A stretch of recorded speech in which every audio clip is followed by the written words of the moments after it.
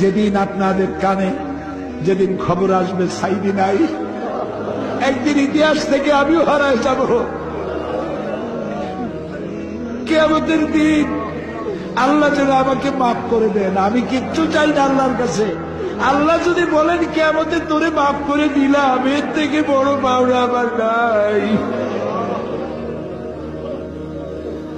আল্লাহ ষড়যন্ত্রকারীদের সব ষড়যন্ত্র থেকে তোমার গোলামদেরকে তুমি হেফাজত করো, তোমার কুদরতের চাদরটা দিয়ে হেফাজত করো।